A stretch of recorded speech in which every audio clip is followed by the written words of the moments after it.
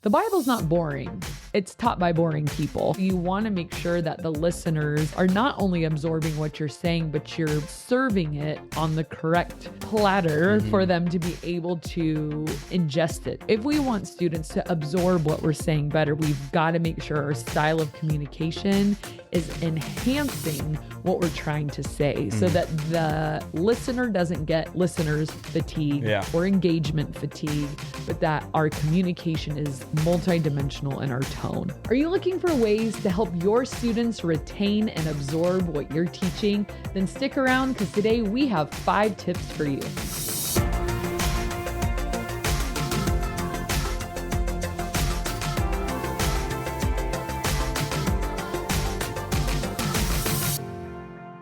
Welcome to the Ministry Coach Podcast, where every week we give you actionable and practical steps that you can implement into your youth ministry. My name is Jeff Lascola, and this is Kristen Lascola, and today we're talking all about methods to help your students absorb the messages that you're teaching better. Basically, we're trying to up our teaching game for maximum retention, maximum engagement, and maximum understandability. Is that a word? Understandability? I think it is. Sounds like it. Sounds like it. Okay. I understood what you meant. That means it's a word. You understood about understandability. Yes. If you're like most youth pastors, you probably do a lot of teaching. That is probably the majority of our stage presence and like our public job. Like there's the whole office side on the background, but for what people see and think, that's what they see us as their teacher. So today I'm going to give you 5 ways that you can help them to pick up what you're putting down a little bit better. Hip quote there. Hey, kiddos. All right. Number 1, what you say and how you say it are both communicating something. So I was having a great conversation with my friend Jed last night, and Jed was saying one of his favorite speakers is our college pastor, actually, this guy named Damien. And he said the reason that he likes him so much is he says it's the words he's saying, but the delivery of how he says, I almost said says each thing. It's contagious. He said it drives the point home even harder. And usually when I coach people on speaking, I say, well, your content was really good. Like your points were theologically sound and your examples were good and it made logical sense, but the listener you flatline when you say everything with the same exact monotone cadence. And it's not so much even monotone. It's like just too much of the same rhythm, too much of the same energy, too much of the same cadence. And then it all becomes one level. It all becomes a little white noise. And so I think what Jed was saying when he was talking about Damien's communication is that, you know, you could, like, Damien is known for being really energetic. Like he has a lot of energy. He wants you to get to know this and this is what God's doing. But then here's what I need you to hear. And then he can come down and be serious and like drive the point home. Now, one thing I think that is a temptation here is that we think we will be heard and applauded when we yell. Yeah, and some pastors do it the entire time. Yes. I was listening to a pastor the other day and she was like kept yelling and yelling and yelling and yelling until people applauded. And I think it was like, see? And I'm like, don't encourage it. You know, I think it was like, okay, your point was good, but it felt like something different just because you yelled it the whole time. Yeah. And one of my favorite quotes is, if you highlight everything, you highlight nothing. Right. If you yell at everything or your entire message, you highlight nothing. Yes. There's no part of your message that stands out. They just get excited and, you know, they're passionate or whatever. But I think where Damien is so brilliant is that he's passionate and energetic, but he knows how to come down. Right. And let's just talk like normal people. And here's what I want you to hear. Did you get that? Like, you know what I mean? Like, you've got to change up. It's a pattern interruption. Pattern interruption. That's a great way to put it. But we've got to weave that throughout our messages. Now, that's a hard thing to that kind of boils down to the art of communication. So what I would suggest is once you get your talk down, like you know what you're going to say it out loud a few times. We've talked about this before, the idea of holy rehearsal, getting it out, and try to pay attention to different methods and different styles of communicating points. So, okay, when I talk about this, I'm going to be kind of humorous and off the cuff and kind of relaxed and just more like chill. Yeah. And then when I say this, I'm going to look at them and I'm going to be really serious. Don't miss this, you guys. Or this, I'm going to be more energetic and excited because this is like the good news of the gospel, and let's celebrate. Can it get any better than this? And so you want to make sure that the listeners are not only absorbing what you're saying, but you're serving it on the correct platter for them to be able to ingest it. So they can ingest what you're trying to put out there. And that takes practice. And the other method you could do to help you with this is listen to different speakers and try to pick up on their cadence. And when was the part where they like just got you? Right. And like you heard that word and that was so good. What was the part where they lost you? And it was like, I don't know what this guy's saying anymore. Like we've all been there where you're just like, I don't know. There's just a lot of words, you're so boring. So if we want students to absorb what we're saying better, we've got to make sure our style of communication is enhancing what we're trying to say so that the listener doesn't get listener's fatigue or engagement fatigue, but that our communication is up, down, over here, serious, energetic, quiet, this, but so that we are multidimensional in our tone. Right. Especially in a TikTok world of, They say, I think it's you have 1 second to see a TikTok video before you decide I'll watch it or I won't. And just like that. I don't want to say like we have such short attention spans, but it is true. All of us are guilty of that. And it's like we lose our train of thought really quickly. Like things need to entertain us like immediately. Change it up. And not that your talk needs to be ping-ponging that fast, but and I think you can just those pattern interruptions. Use your whole body in it too. Like I like often a big jellyfish, like a big manatee. A lot of times I like act out, like if I'm telling a story, like charades, like a mime, Jeff. More like a mime. Even no, better. So like this weekend, for example, I told a story about how my friend and I tried to make homemade applesauce by putting an apple on like a old t-shirt in her room. And then we got a baseball bat and we just started wailing on this apple, thinking, oh my gosh, it'll be applesauce. Like how creative are we? Was the shirt clean? Yeah. Well, the apple exploded everywhere all over her room and we tried to hide the evidence. But basically, like, I pretended I had the bat and I was like jumping and like trying to hit this and the kids were laughing. And then I did the allegory of Plato's cave, if you've ever heard that. And I was sort of acting out the guys who were chained to the wall. And so I leaned up against the wall and I was like pretending I couldn't get out. And I was like, how crazy would I be if I had seen the light, and I'm like covering my eyes.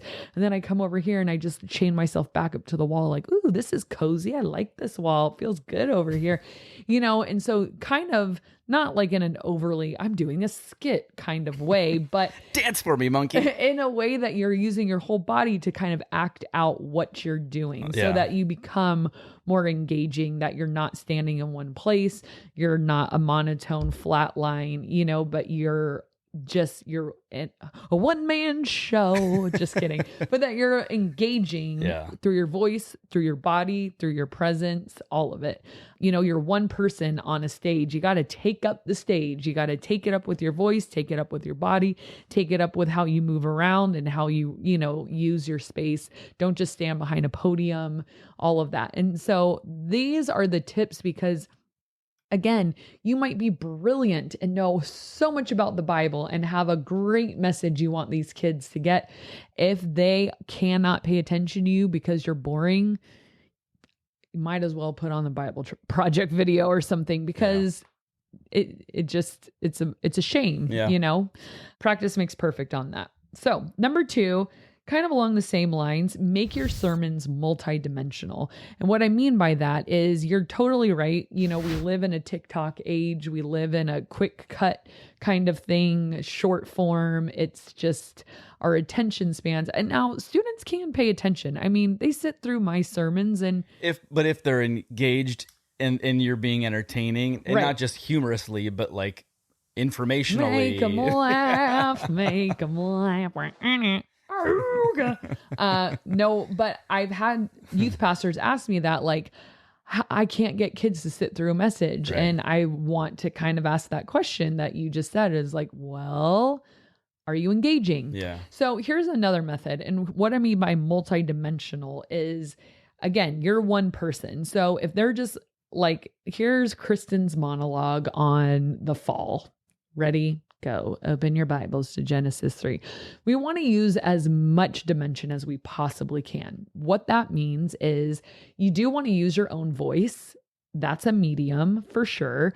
But then we want to go into what did you hear that enhances this message really well? Like maybe it's a clip from a movie or a cool story that you heard from the news or from sports or from the world. Like, I think it's really cool how we can teach them, like, and I'll get into this in a little bit, but just where faith and life intersect. So what kind of example can you bring in? One of my interns did a really cool object lesson last week. You know, he had this Brita filter thing, but the spout was out and he kept trying to fill it with water and it was going everywhere. And he was trying to explain no matter how much we try to fill up our lives with food and money and stuff and popularity and skills and assets, like we're never going to be satisfied. And you can see where he's going with that. It's a pretty classic object lesson, but it engaged them. It like just kind of like how you said, what was the thing you said?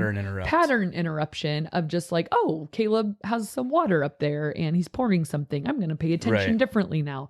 Which, not to bring it back to the TikTok thing, but when something is like, wait, what's going to happen? Yeah. I'll watch a little bit longer. I'll pay attention a little bit more. It's like that, whether it's storytelling or a visual or something like that. Are you leading them down where it's like, okay, I want to know what you're doing, what you're talking about, all that.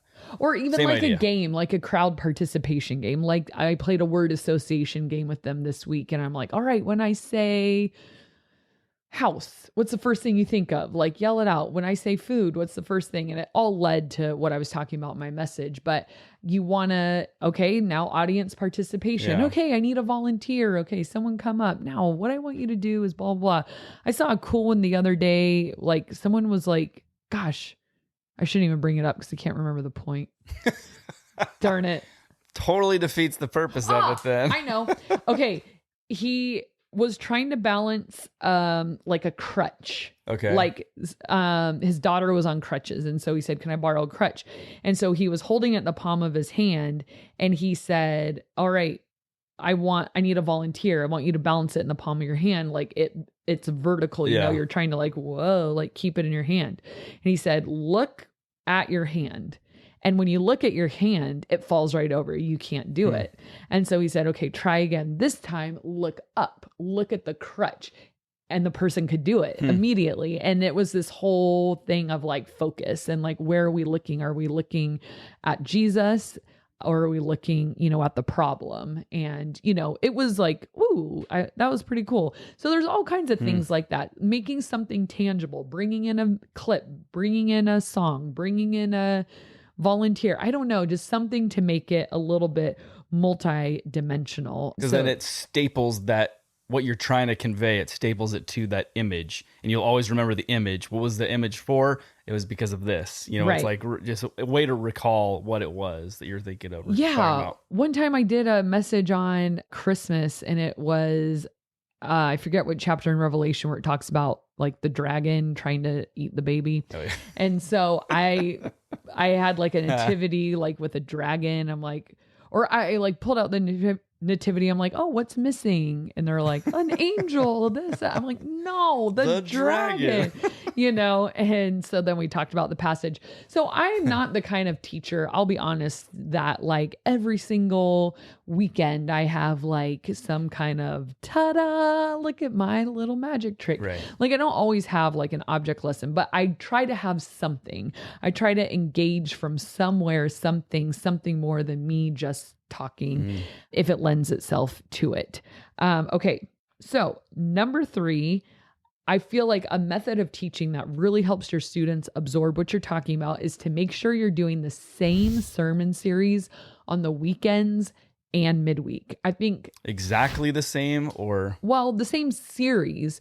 So like, I think sometimes youth pastors are like, well, we're in the book of John on the weekend. Let's do a dating series midweek. And I think it's a win-win. It's a win for you to do the same one because then you don't have to run 2 series simultaneously. But at the same time, it's a win for the students because I think it sort of like closes the loop of the learning process because listening is only one aspect. And I don't have small groups at my weekend service. So it's basically like I give a message, I pray, they leave. And then I say, I'll see you on Tuesday. We're going to continue this conversation. So on Tuesday, I take the same theme, the same series. I give a shorter message that is a slightly different direction than what I went on the weekend. So it's that illustration you couldn't fit in or that passage you wanted to read, but you ran out of time. You save that for your midweek. And then you write a talk sheet, a discussion sheet based off of all of it.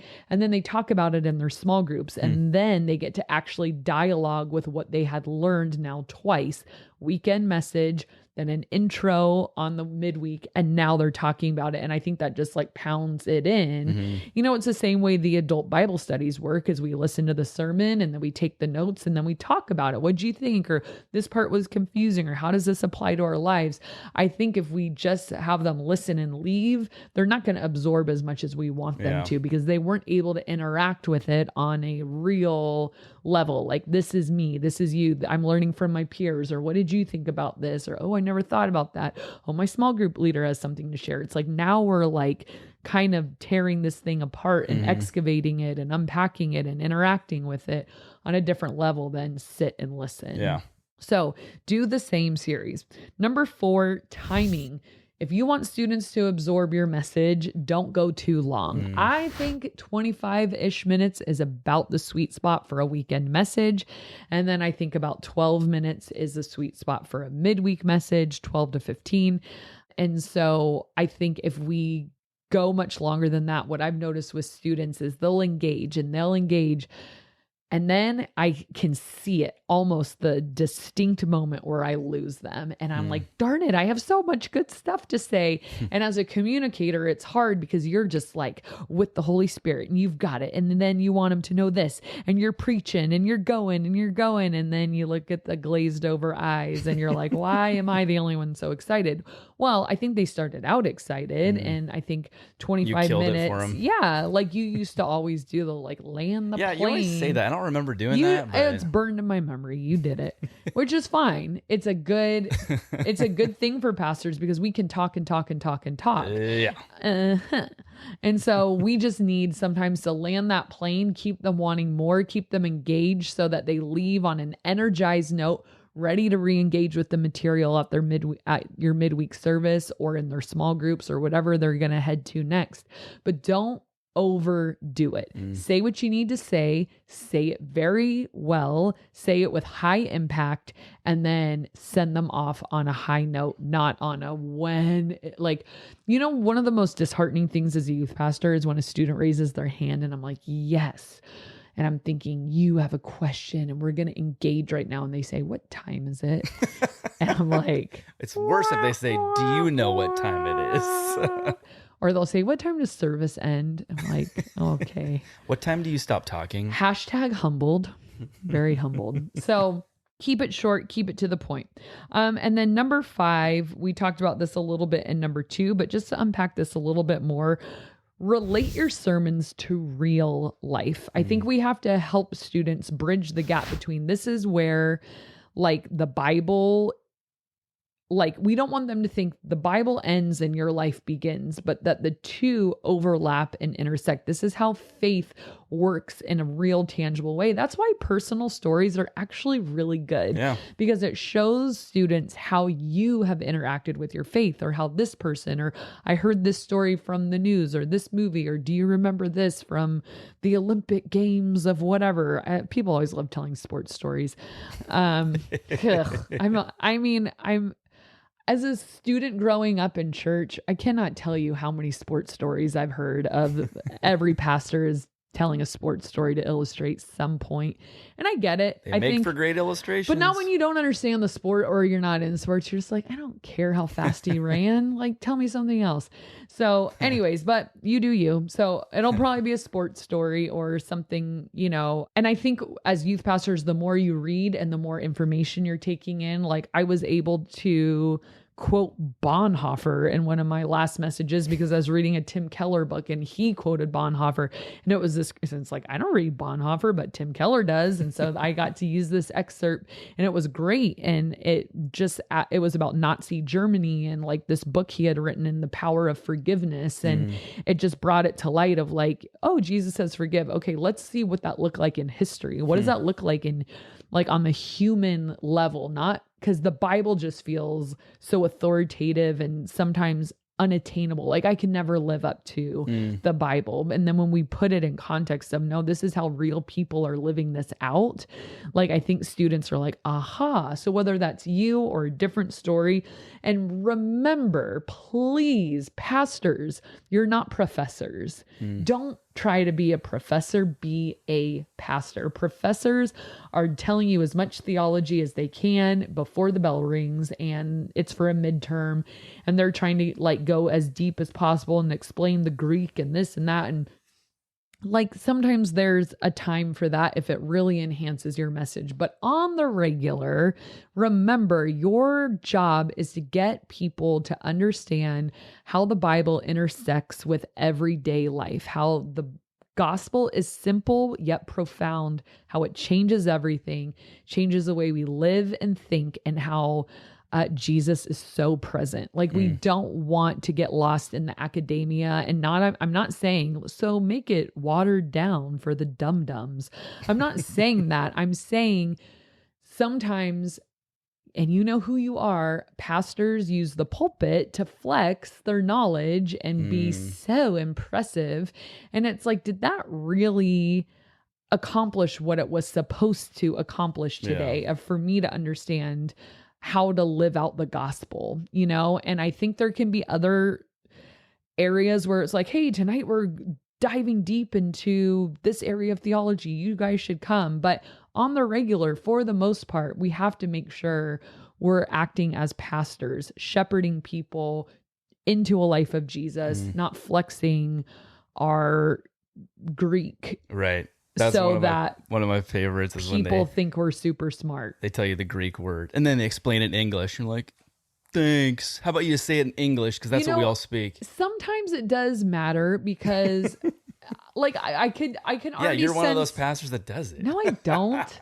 I could just sense some of our listeners pushing back. Sometimes we do understand the gospel deeper. It's different. I'm talking about when they're throwing it out there just to simply let everybody know that you knew the Greek word. I know, but I am just circling back on that to say, I do know some of you are thinking right now, no, but we need to know the original language because it helps us understand the concept deeper. Exactly. I get that. But not when it's just to say this word, which is this in English. Right. It's like, okay, just said that then. You didn't need to say it in Greek. Too many unnecessary details just that you find interesting of just like, well, when in 200 BC, the caves of Qumran were actually blah, blah, blah, and it's like, some people are very interested in that, but did that? I'm interested in that. I am. I for sure am.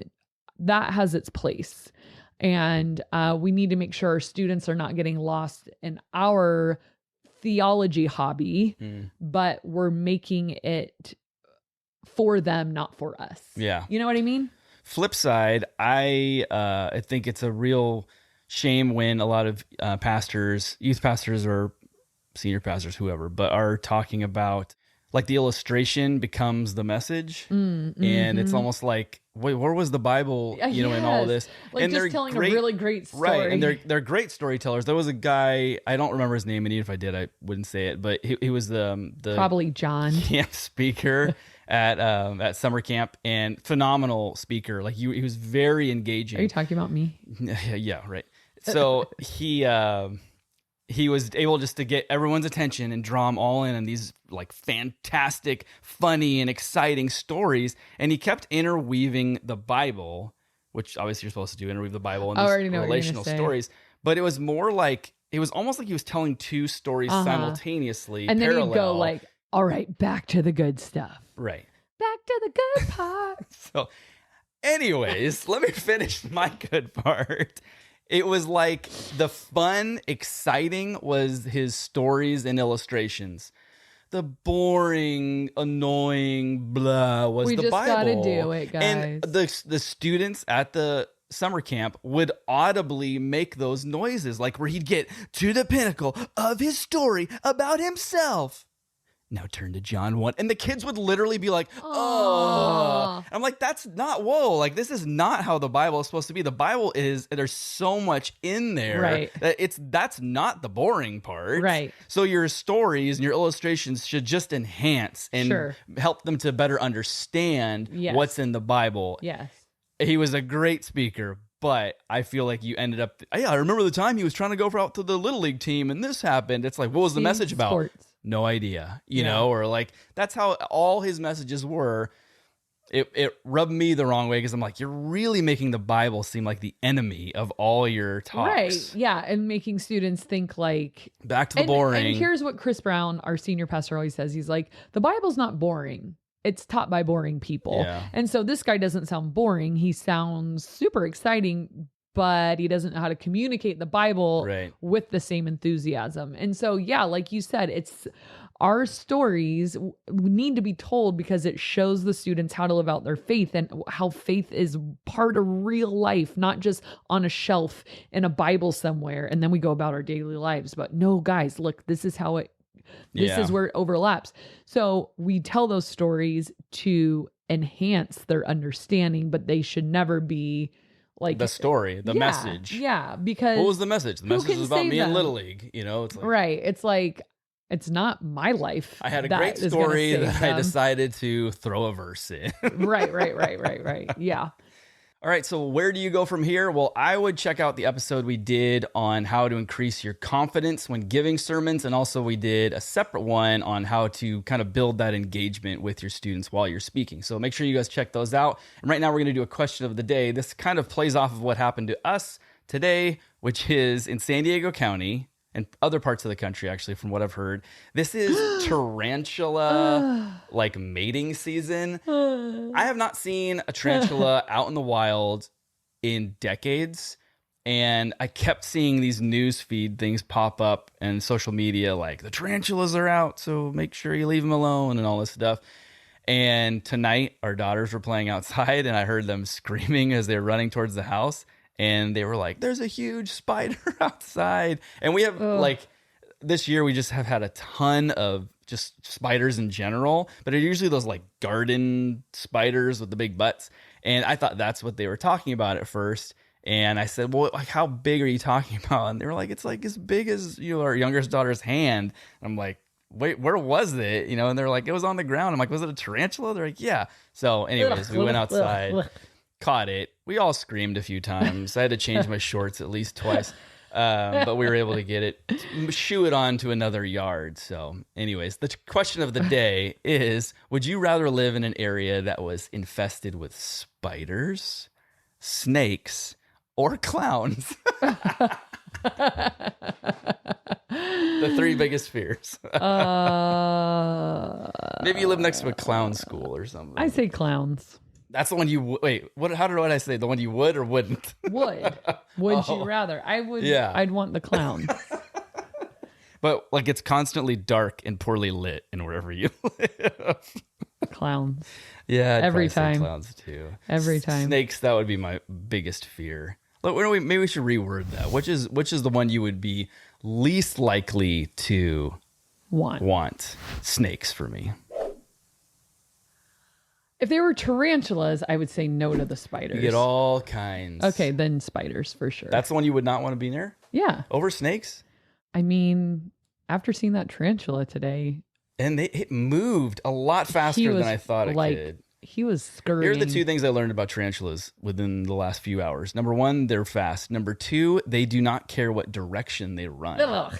See, I hate the unpredictability of spiders. I had the high step a few times. I ran into a snake the other day in our yard, and he was so slow. Like, oh, hey, how you doing? Oh, sorry, I didn't see you there. Hey, snake. Good to run into you. I'm just going to...